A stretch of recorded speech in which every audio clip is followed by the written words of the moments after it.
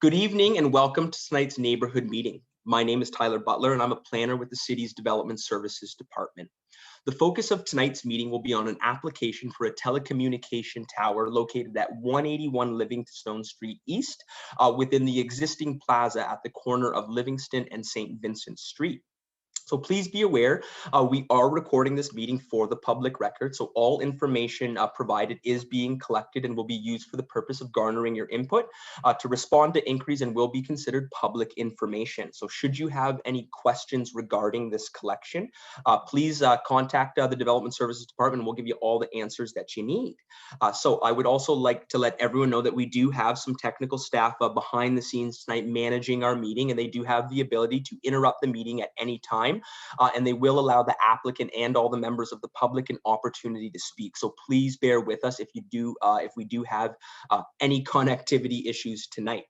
Again, we're going to go over the overview and expectations for tonight's meeting. So tonight's meeting is not a statutory requirement under the Planning Act. So as the applications do not require for telecommunications tower municipal permits or approvals.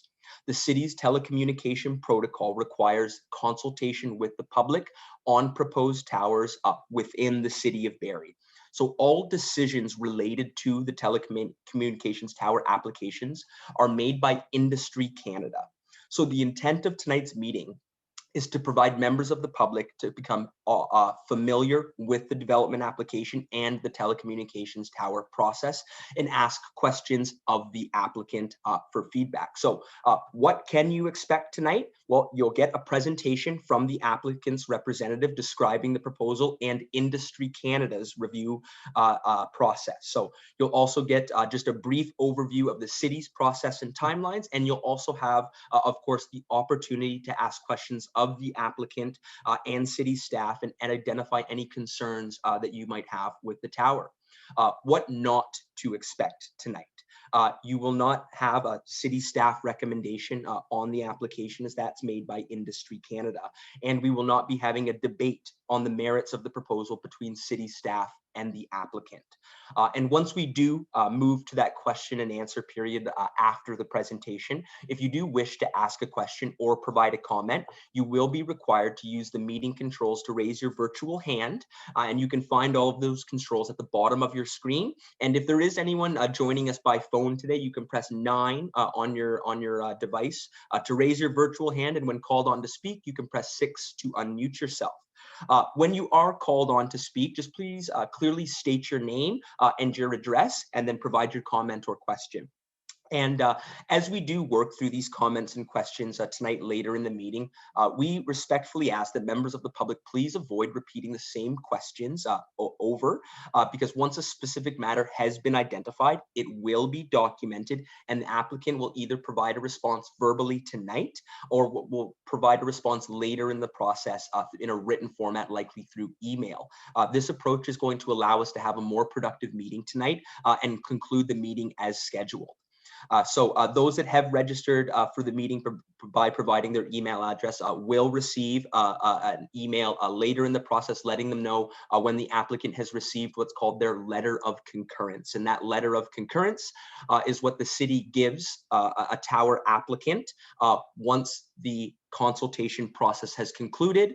And what that letter of concurrence is for is to say that the neighborhood has been consulted and is aware of the tower proposal. So again, that's a step in the process. So the process that we're currently in, there has been a pre-consultation prior to this meeting tonight. And following this, staff will continue the technical review process and respond to any questions or inquiries that we receive tonight.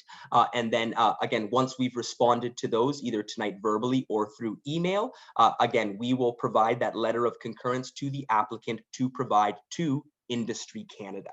So with all of that being said, we will now move on to the applicant's presentation. So as mentioned, there is going to be the presentation and then the question and answer period. So please just sit tight with your comments and questions as we get there. So this is the telecommunications tower proposal for 181 Livingstone Street. It is a 20-meter tall they call it a slim light pole design. So with that, I'm going to turn the meeting over to the applicant. And Jan, if you'd like to introduce yourself and your team and begin your presentation.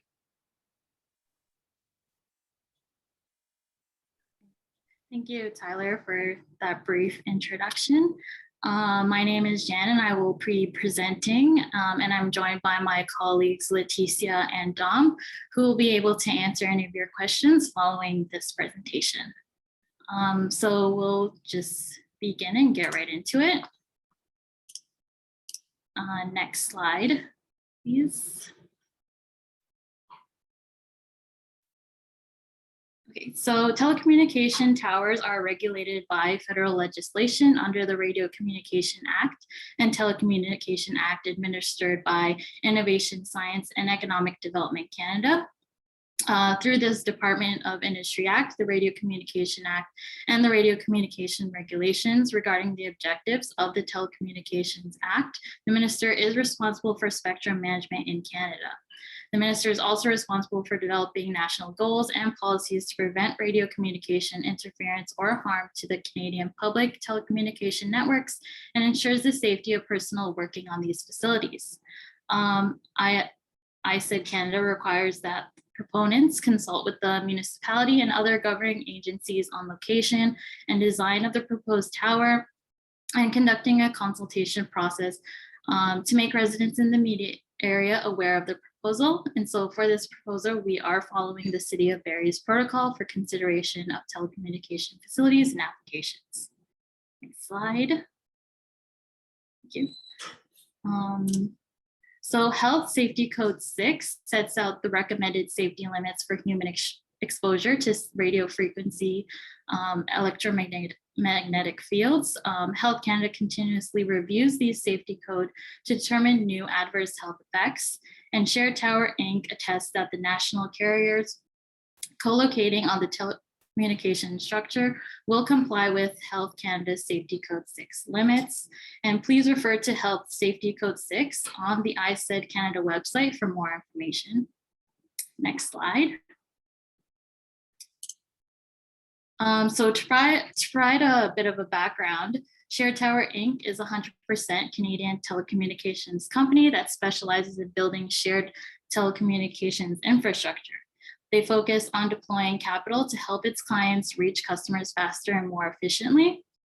Again, what is being proposed is a 20-meter light pole style structure being proposed on this site that will provide greater coverage in the immediate residential community and provide future opportunities for co-location. Currently, there is no telecommunications tower in the immediate vicinity, and this installation will increase cellular connectivity, which is an increasingly important service. Where it is being proposed, so after much examination of potential areas, the most effective and least impactful location for the telecom structure is at the proposed address of 181 Livingstone Street East. The proposed tower is located at the drive-through entrance of the Tim Hortons on a parking boulevard, and the compound will be located along the west property line beside the commercial building along the south, and we'll provide some images describing this more depth. So why is this installation needed? So due to increasing needs of voice and data cellular service in and around the immediate area of Livingstone Street East and St. Vincent Street, Shared Tower has identified this location to resolve wireless connectivity and capacity issues that will meet current and future needs. So with landline use decreasing and the use of wireless devices increasing, accompanied by a shift to working from home, the wireless coverage need grows along with these changes. Currently, the area has insufficient wireless coverage to meet these increased demands. So the proposed new installation will significantly enhance current wireless service, and the tower height and design will allow for national carriers and local wireless internet service providers to improve their coverage and services to the local community. Next slide. So this illustration shows Shared Tower's effort to create wireless service that is consistent and reliable. In here, you'll see that there are no gaps in service and everyone is afforded the same level of service despite differences in geographical location. Next slide. However, as population increases and municipalities continue to expand, there is at times gaps in service that develop, as seen in the left picture. Shared Tower takes this opportunity to establish towers that would alleviate these gaps in service in order to provide a continuous level of reliable service, as seen in the right picture. So these towers also have a great capacity to support more service providers who can co-locate on their towers, which will provide cellular service to larger customer base. Next slide. So these pictures illustrate the effect that tall structures have on the propagation of signals from telecommunication systems. The picture on the left shows that the building blocks a significant portion of signals as seen by the radio shadowing area. This shadowing effect is one of the factors we consider when selecting a tower installation location. Next slide, please. So on behalf of Shared Tower Inc., Land Squared is proposing a 20 meter monopole light pole style tower, which will allow multiple carrier co-location opportunities. Next slide. Oh. So the tower will be located in the middle of the property at the entrance of the Tim Hortons drive-through. If you can see from compound 1, that will be where the tower is located.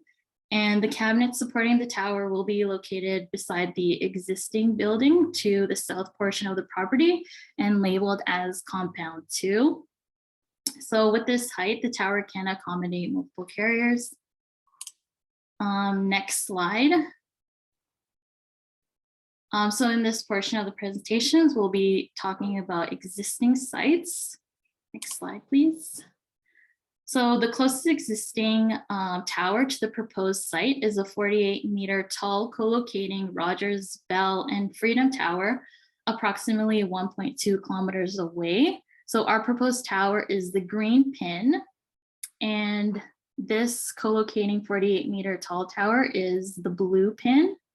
This tower is too far to provide optimum service for the coverage area.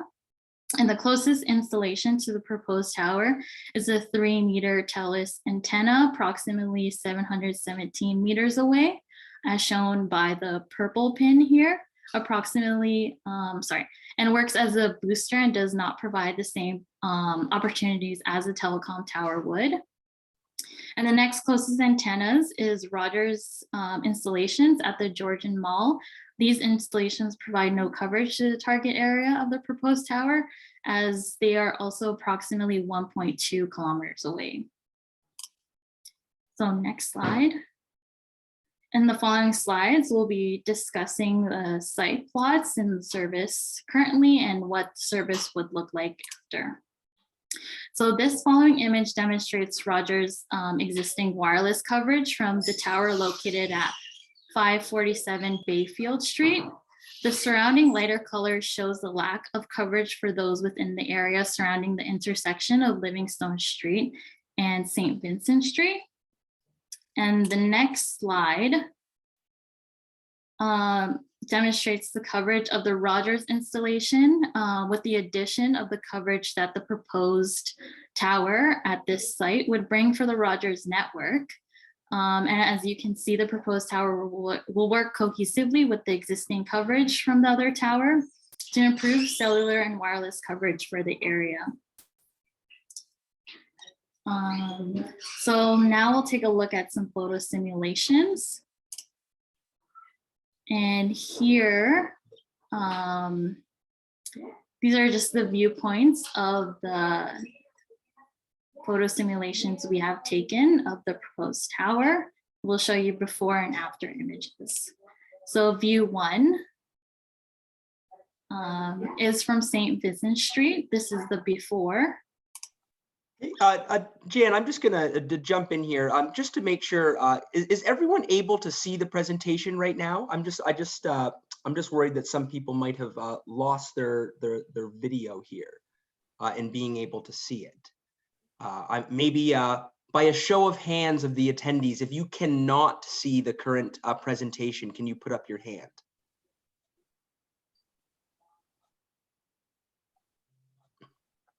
Okay, so I think maybe we've perhaps got the situation rectified. Maybe if our technical team, okay, so yeah, I think we're good to go again. Sorry, guys. Okay, sorry for the interruption, Jan. Oh, no worries. Okay, so this is the after image of the proposed tower from St. Vincent Street. The next view is just up Livingstone Street East, and this is the before image. Next, we have the after image of the installation. Next slide. So Landsgrid has been working with the city's planning department to determine the most appropriate site for the proposed tower and has provided a rationale for this site through the submission of the justification report. The public is welcome to make any comments and provide questions during this virtual neighborhood meeting. These meetings are provided to gain public input on the following telecommunications tower proposal, as no plans have been finalized or approved. Landsgrid is delighted to have this opportunity to speak with the public and would like to open the floor to those of you who have joined us today.